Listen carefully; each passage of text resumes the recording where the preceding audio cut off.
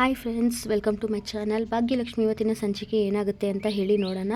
ಸಂಚಿಕೆ ಶುರುವಿನಲ್ಲಿ ತಾಂಡವ್ ಶ್ರೇಷ್ಠಗೆ ಹೇಳ್ತಾ ಇರ್ತಾನೆ, ಏನು ಈ ಥರ ಕಿರ್ಚಾಡ್ತಾ ಇದೆಯಾ, ಆಫೀಸ್ ಇದು ನೋಡ್ಕೊಂಡು ಕಿರ್ಚಾಡು, ಇದು ಮನೆ ಅಲ್ಲ, ಆಫೀಸಲ್ಲಿ ಯಾವ ಥರ ಅಂದರೆ ಆ ಥರ ಕಿರ್ಚಾಡಬೇಡ ಅಂತ ಹೇಳ್ತಾನೆ. ಅದಕ್ಕೆ ಶ್ರೇಷ್ಠ ಮತ್ತು ನೀನು ಮಾಡ್ತಿರೋದು ಏನು, ಅಡುಗೆ ಮಾಡಿರೋರು ಏನು ಹಂಗೆ ಹೊಗಳ್ತಾ ಇದೆಯಾ, ಏನು ಇಷ್ಟು ಜಾಸ್ತಿ ಆಗೋಯ್ತು ನೀನು ತುಂಬ ಅತಿ ಆಯಿತು ಅಂತ ಹೇಳ್ತಾಳೆ. ಅಯ್ಯೋ ಶ್ರೇಷ್ಠ, ಇದರಲ್ಲಿ ಏನಿದೆ, ಹೋಗು, ಅವರು ಚೆನ್ನಾಗಿ ಅಡುಗೆ ಮಾಡಿದ್ದಾರೆ ಅದಕ್ಕೆ ಹೊಗಳ್ತಾ ಇದ್ದೀನಿ, ನೀನು ಚೆನ್ನಾಗಿ ಮಾಡು ಹೊಗಳ್ತೀನಿ, ಈಗ ನಿನ್ಗೆ ಯಾಕೆ ಡೌಟು ಅಂತ ಹೇಳ್ಬಿಟ್ಟು ಒಬ್ಬರನ್ನ ಕರೆದ್ಬಿಟ್ಟು ಬನ್ನಿರಿ ಇಲ್ಲಿ ಅಂತ ಹೇಳ್ಬಿಟ್ಟು ತೊಗೊಳ್ಳಿ, ಈ ಫುಡ್ನ ಟೇಸ್ಟ್ ಮಾಡಿ ನೋಡಿ ಯಾವ ಥರ ಇದೆ ಅಂತ ಹೇಳ್ತಾನೆ. ಅದಕ್ಕೆ ಅವ್ರು ತಿಂದ್ಬಿಟ್ಟು ಆಹಾ, ಏನು ಸರ್ ತುಂಬ ಚೆನ್ನಾಗಿದೆ, ಬೊಂಬಾಟಾಗಿದೆ ಸರ್, ಯಾರು ಸರ್ ಮಾಡಿದ್ದು, ತುಂಬ ಚೆನ್ನಾಗಿದೆ ಸರ್ ಅಂತ ಹೇಳ್ತಾನೆ. ಅದಕ್ಕೆ ನೋಡ್ದಾ, ನೀನು ಚೆನ್ನಾಗಿ ಮಾಡಿದರೆ ಇನ್ನೂ ಇದೇ ಥರನೇ ಹೊಗಳ್ತೀವಿ, ಚೆನ್ನಾಗಿ ಮಾಡಿದ್ದಾರೆ, ಅಷ್ಟು ಚೆನ್ನಾಗಿ ಮಾಡಿದ್ದಾರೆ ಅದಕ್ಕೆ ಹೊಗಳ್ತಾ ಇರೋದು ಅಂತ ಹೇಳ್ತಾನೆ. ಇಷ್ಟು ಚೆನ್ನಾಗಿ ಅಡುಗೆ ಮಾಡ್ತಾರೆ ಅಂಥವ್ರಿಗೆ ಕೆಲಸಕ್ಕೆ ಕಲ್ಲಾಕಿದ್ದಾರೆ ಯಾರೋ, ಅವ್ರಿಗೆ ಒಳ್ಳೆ ಸಾವು ಬರಲ್ಲ, ಅವ್ರಿಗೆ ಹುಳ ಬೀಳಬೇಕು ಅಂತ ಹೇಳ್ತಾ ಇರ್ತಾನೆ. ಆಗ ಶ್ರೇಷ್ಠ ಮನಸ್ಸಲ್ಲೇ ಅಂದ್ಕೊಡ್ತಾ ಇರ್ತಾಳೆ, ನಿನಗೆ ನಿನಗೆ ಗೊತ್ತಿಲ್ಲ ಭಾಗ್ಯ ಮಾಡಿರೋ ಅಡುಗೆ ಇದು, ಅವಳನ್ನೇ ಹೊಗಳ್ತಾ ಇದೆಯಾ, ನೀನೇ ಸ್ಟಾಪ್ ಮಾಡಿಸಿರೋದು, ನೀನೇ ಬೈಕೋತಾ ಇದೆಯಾ, ಫಸ್ಟೇ ನಿನಗೆ ಹೊಟ್ಟೆ ನೋವು ಬೇರೆ ಅಂತ ಹೇಳಿ ಮನಸ್ಸಲ್ಲೇ ಅನ್ಕೊತಾ ಇರ್ತಾಳೆ. ಆಗ ತಾಂಡವರಿಗಂತೂ ಒಳ್ಳೇದಾಗಲ್ಲ, ಪಾಪ ಎಷ್ಟು ಚೆನ್ನಾಗಿ ಅಡುಗೆ ಮಾಡ್ತಾಯಿದ್ದಾರೆ, ಅವರು ಎಷ್ಟು ಜನಕ್ಕೆ ಅಡುಗೆ ಮಾಡಿಕೊಡ್ತಾಯಿದ್ರು, ಎಷ್ಟು ಜನ ಅದನ್ನು ಇಷ್ಟಪಟ್ಟು ತಿಂತಾಯಿದ್ರು ಏನೋ, ಅದರಲ್ಲಿ ಅದಕ್ಕೆ ಹಾಳು ಮಾಡಿದ್ದಾರೆ ಅಂತ ಇರ್ತಾನೆ. ಹಾಗೆ ಇನ್ನೊಂದು ಕಡೆ ಸಂಜೆ ಆಗಿರುತ್ತೆ. ಭಾಗ್ಯ ಮನೆಯಲ್ಲಿ ಕುಸುಮ ಒಂದು ಫೋಟೋ ಇಟ್ಬಿಟ್ಟು ಫೋಟೋ ಮುಂದೆ ಕೂತ್ಕೊಂಡು ಕಣ್ಣೀರಾಗ್ತಾ ಇರ್ತಾಳೆ. ಏನೋ ಈ ಥರ ಆಗೋಯ್ತು ಕಾವೇರಿ, ನಿನ್ನ ತಂಗಿ ಫೋಟೋಗೆ ಅಕ್ಕ ದೀಪ ಹಚ್ಚೋ ಥರ ಆಗೋಯ್ತಲ್ಲ ಕಾವೇರಿ, ನೀನು ಯಾಕೆ ಈ ಥರ ಆಯಿತು, ಯಾಕೆ ಈ ಥರ ಮಾಡಿಕೊಂಡೆ, ನಿನ್ನ ಜೀವನನ ನೀನೇ ಹಾಳು ಮಾಡ್ಕೊಂಡ್ಬಿಟ್ಟೆ, ಇನ್ನೊಬ್ಬರ ಜೀವನ ಹಾಳು ಮಾಡೋಕ್ಕೋಗಿ ನಿಂಗೆ ಎಷ್ಟು ಸರಿ ಹೇಳಿದ್ದೀನಿ, ಪಾಪ ಲಕ್ಷ್ಮಿ ಜೀವನದಲ್ಲಿ ಆಟ ಆಡಬೇಡ ಅಂತ, ಬೇರೆಯವ್ರ ಜೀವನದಲ್ಲಿ ಆಟ ಆಡಿದ್ರೆ ನೋಡಿ ಇದೇ ಥರನೇ ಆಗೋದು ಅಂತ ಕಣ್ಣೀರಾಗ್ತಾ ಇರ್ತಾಳೆ. ಆಗ ಪಕ್ಕದಲ್ಲಿ ಧರ್ಮ ಕೂಡ ಕೂತ್ಕೊಂಡು, ಅಯ್ಯೋ ಸುಮ್ಮನಿರು ಕುಸುಮ, ಯಾಕೆ ಅಳ್ತಾ ಇದೆಯಾ, ಏನು ಮಾಡೋಕ್ಕಾಗತ್ತೆ ಹೇಳು, ಎಲ್ಲರೂ ಒಂದು ದಿವಸ ಹೋಗೋದೆ, ಆದರೆ ಇವಳು ನಮಗಿಂತ ಮೊದಲೇ ಇವಳಿಂದ ಎಲ್ಲರೂ ಪಾಠ ಕಲ್ತಾಗಾಯಿತು, ಸುಮ್ಮನಿರು ಅಂತ ಹೇಳ್ತಾರೆ. ಹೌದು, ನೀವು ಹೇಳೋದು ನಿಜ, ಆದರೆ ಎಷ್ಟು ಏನೇ ಆಗಲಿ ಅಕ್ಕ ತಂಗಿ ಅಂತ ಒಂದಿರುತ್ತಲ್ಲ, ನಮಗೆ ನೋವಿರುತ್ತಲ್ಲ ಅಂತ ಹೇಳ್ತಾಳೆ. ಆಗ ಪೂಜೆ ಕೂಡ, ಹೌದು ನೀವು ಮಾಡಿದ್ದು ಕೆಲಸ ಅಂತೂ ನನಗಂತೂ ಒಂಚೂರು ಇಷ್ಟ ಇಲ್ಲ, ಪಾಪ ಲಕ್ಷ್ಮೀ ಜೀವನದಲ್ಲಿ ಎಷ್ಟು ಆಟ ಆಡಿದ್ರು ಬೇರೆ, ಜೀವನ ಹಾಳು ಮಾಡೋಕ್ಕೆ ಹೋದರೆ ಇದೇ ಥರ ಆಗೋದು ಅಂತ ಪೂಜೆ ಕೂಡ ಹೇಳ್ತಾಳೆ. ನೋಡ್ದ ಕಾವೇರಿ, ಅಷ್ಟು ಚಿಕ್ಕ ಹುಡುಗಿ ಕೂಡ ನಿನ್ನನ್ನು ಒಪ್ಕೊತಾ ಇಲ್ಲ, ನೀನು ಆ ಥರ ಕೆಲಸ ಮಾಡಿದ್ದು, ಇನ್ನೊಬ್ಬರು ಜೀವನದಲ್ಲಿ ಆಟ ಆಡೋ ಕೆಲಸ ನಿನ್ಗೆ ಯಾಕೆ ಬೇಕಿತ್ತು ಹೇಳು, ನೋಡಿ ಇವತ್ತು ಈ ಥರ ಕಣ್ಮರೆಯಾಗಿ ಹೋಗ್ಬಿಟ್ಟೆ ಅಂತ ಅಳ್ತಾ ಇರ್ತಾಳೆ. ಹಾಗೆ ಇನ್ನೊಂದು ಕಡೆ ತಾಂಡವ್ ಮನೆಯಲ್ಲಿ ಶ್ರೇಷ್ಠ ಊಟಕ್ಕೆ ಬಾ ಅಂತ ಕರೀತಾಳೆ. ಊಟನಾ, ಏನು ಊಟ ಅಂತ ಹೇಳ್ತಾನೆ. ಅಯ್ಯೋ ತಾಂಡವ್, ನಿಂಗೆ ಗೊತ್ತಿಲ್ವಾ, ಇವತ್ತು ಒಳ್ಳೆ ಕಡೆ ಆರ್ಡರ್ ಮಾಡಿದ್ದೀನಿ ಬಾ ಅಂತ ಹೇಳ್ತಾಳೆ. ಅಯ್ಯೋ ಶ್ರೇಷ್ಠ, ನಿನ್ಗೆ ಹೋಟೆಲಲ್ಲಿ ಇವತ್ತು ಆರ್ಡರ್ ಮಾಡಿದ್ಯಾ, ನನಗೆ ಬೇಡ, ನನಗೆ ಮಧ್ಯಾಹ್ನದೇನೋ ಊಟನೇ ಬೇಕು, ಊಟನೇ ತರಿಸು ಅಂತ ಹೇಳ್ತಾರೆ. ಅದಕ್ಕೆ ಅವಳು ಶ್ರೇಷ್ಠ, ಅಯ್ಯೋ ತಾಂಡವ್, ಅವರು ಹೇಳಿದ್ರಲ್ಲ ಅದು ಕ್ಲೋಸ್ ಆಗಿದೆ ಅಂತ, ಅವ್ರು ಇನ್ಮೇಲೆ ಮಾಡಲ್ಲ, ಅವ್ರ ಮನೇಲಿ ಏನೋ ತೊಂದರೆ ಆಗಿದೆ ಅಂತ ಹೇಳಿದ್ರಲ್ಲ, ಮತ್ತು ಅದು ಯಾಕೆ ಅದನ್ನೇ ಬೇಕು ಅಂತ ಆಟ ಮಾಡ್ತಿದ್ಯಾ, ನಾನು ತರಿಸಿದ್ದನ್ನು ನಾನು ಆರ್ಡರ್ ಮಾಡಿದ್ದೀನಿ, ನಿನಗೆ ಒಳ್ಳೆ 5 ಸ್ಟಾರ್ ಹೋಟೆಲಲ್ಲೇ ಆರ್ಡರ್ ಮಾಡಿರೋದು ಇವತ್ತು ಅಂತ ಹೇಳ್ತಾಳೆ. ಅಯ್ಯೋ ಶ್ರೇಷ್ಠ, ಅವರು ಸುಮ್ಮನೆ ಸ್ಟಾರ್ಗಳನ್ನ ಹಾಕ್ಕೊಂಡಿರ್ತಾರೆ ಅಷ್ಟೇ, ಟೇಸ್ಟೇ ಇರಲ್ಲ, ಚೆನ್ನಾಗಿರಲ್ಲ, ಏನಿಲ್ಲ ಅಂತ ಹೇಳ್ತಾನೆ. ಅದಕ್ಕೆ ನೋಡ್ತಾ ಇರ್ತಾರೆ. ಅಷ್ಟರಲ್ಲಿ ಕಾಲಿಂಗ್ ಬೆಲ್ ಪ್ರೆಸ್ ಆಗುತ್ತೆ. ನೋಡು, ಫುಡ್ ಬಂದಾಗಿದೆ, ನಾನು ಚೆನ್ನಾಗಿ ಮಾಡಿಸಿದ್ದೀನಿ, ಇವತ್ತು ತಿನ್ನು ಅಂತ ಹೇಳ್ತಾಳೆ. ಅಯ್ಯೋ ಏನು ತಿನ್ನೋದೋ ಏನೋ ಅಂದ್ಕೊಂಡು ಅವನು ಅಂದ್ಕೊತಾನೆ. ತಾಂಡವ್ ಹತ್ರ ಹೋಗಿ ಫುಡ್ ತೊಗೊಂಡು ಬರ್ತಾಳೆ. ಶ್ರೇಷ್ಠ ಬಂದುಬಿಟ್ಟು ತಟ್ಟೆಗೆ ಹಾಕ್ತಾಳೆ. ಏನು ಶ್ರೇಷ್ಠ, ಇದು ಚಪಾತಿ ಆಗ್ತಾ ಇದೆಯಾ ಅಂತಾನೆ. ಚಪಾತಿ ತಿನ್ನು ತಾಂಡವ್, ಚೆನ್ನಾಗಿರುತ್ತೆ, ಹೊಟ್ಟೆ ನೋವು ಈಗಲೇ ಅಂತಾನೆ. ತಿನ್ಬೋದು, ತಿನ್ನು, ಏನೂ ಆಗಲ್ಲ ಅಂತ ಅವಳು ಹೇಳ್ತಾಳೆ. ಆಗ ಅವನೊಂದೆರಡು ತುತ್ತು ಬಾಯಿಗೆ ಇಟ್ಟು, ಇದು ಚೆನ್ನಾಗೇ ಇಲ್ಲ ಊಟ ಶ್ರೇಷ್ಠ, ಇದು ಫಸ್ಟೇ ನಂಗೆ ಹೊಟ್ಟೆ ನೋವು ಸಾಲದಕ್ಕೆ ಈ ಥರ ಊಟ ಕೊಟ್ಟು ನನ್ನ ಟಾರ್ಚರ್ ಮಾಡ್ತಾ ಇದೆಯಾ, ನನಗೆ ಬೇಡ ಅಂತಾನೆ. ಅದಕ್ಕೆ ಶ್ರೇಷ್ಠ ಇನ್ನು ಒಂದು ಕೆಲಸ ಮಾಡಲಾ, ನಾನೇ ಅಡುಗೆ ಮಾಡಲಾ ಅಂತ ಹೇಳ್ತಾರೆ. ನೀನು ಬೇಡ, ನಾನು ದಯವಿಟ್ಟು ಬೇಡ, ಆ ಥರ ಮಾಡಬೇಡ ಅಂತಾನೆ. ನಾನು ಚೆನ್ನಾಗಿ ಮಾಡ್ತೀನಿ, ಬೇಡ ಅಂತ ಹೇಳ್ತಾನೆ. ಇಲ್ಲ ಕಣೋ, ಬೇಡ, ನಾನು ಇದನ್ನೇ ಸ್ವಲ್ಪ ತಿಂದ್ಬಿಟ್ಟು ಹೋಗ್ತೀನಿ ಅಂತ ಅಂದ್ಬಿಟ್ಟು ಒಂದೆರಡು ತುತ್ತು ಬಾಯಿಗೆ ಇಡ್ತಾನೆ. ಕೈಯಲ್ಲಿ ಆಗೋದೇ ಇಲ್ಲ ತಿನ್ನೋದಕ್ಕೆ.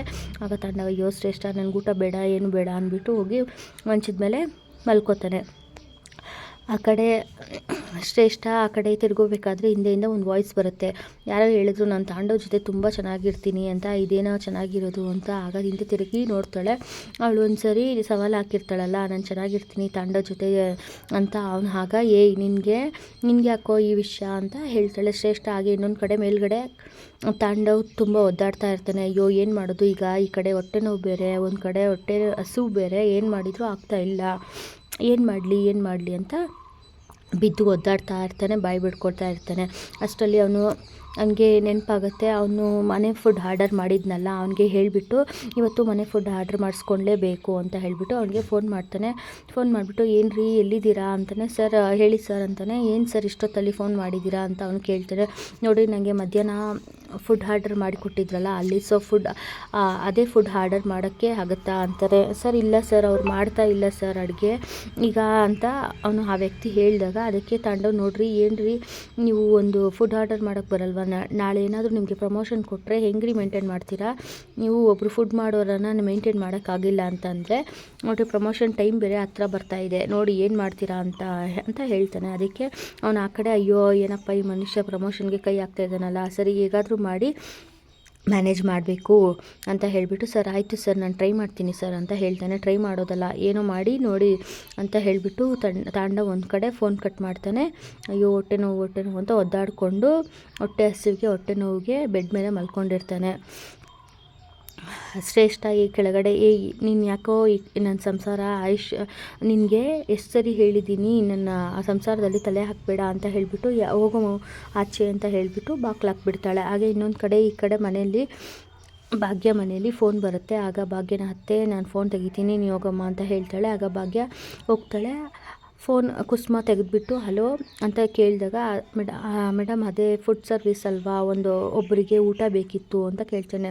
ಅವರು ಇಲ್ಲ ಆಗಲ್ಲ, ನಾವು ಫುಡ್ ಇನ್ಸ್ಪೆಕ್ಟರ್ ಹೇಳೋವರೆಗೂ ನಾವು ಅಡುಗೆ ಮಾಡಲ್ಲ, ನಾವು ಮಾಡಿಕೊಡೋದಿಲ್ಲ ಯಾರಿಗೂ ಅಂತ ಅವ್ರು ಹೇಳ್ತಾರೆ. ಆಗ ಮತ್ತೆ ಇಲ್ಲ ಮೇಡಮ್ ಒಬ್ಬರಿಗೆ ತುಂಬ ಹುಷಾರಿಲ್ಲ, ಅವರು ಮನೆ ಫುಡ್ಗೆ ಅಡಿಕ್ಟ್ ಆಗಿದ್ದಾರೆ, ಅವರಿಗೆ ಮನೆ ಫುಡ್ ಬೇಕೇ ಬೇಕು ಅದಕ್ಕೋಸ್ಕರ ಅಂತ ಹೇಳ್ತಾರೆ. ನಿಮ್ಮ ತೊಂದರೆ ಅಂತ ನಾವು ತೊಂದರೆ ಸಿಕ್ಕಾಕೊಳ್ಳೋಕ್ಕಾಗತ್ತಾ, ಆಗಲ್ಲಪ್ಪ ಅಂತ ಹೇಳ್ತಾರೆ. ಅಷ್ಟರಲ್ಲೇ ಭಾಗ್ಯ ಬಂದುಬಿಟ್ಟು ಅತ್ತೆ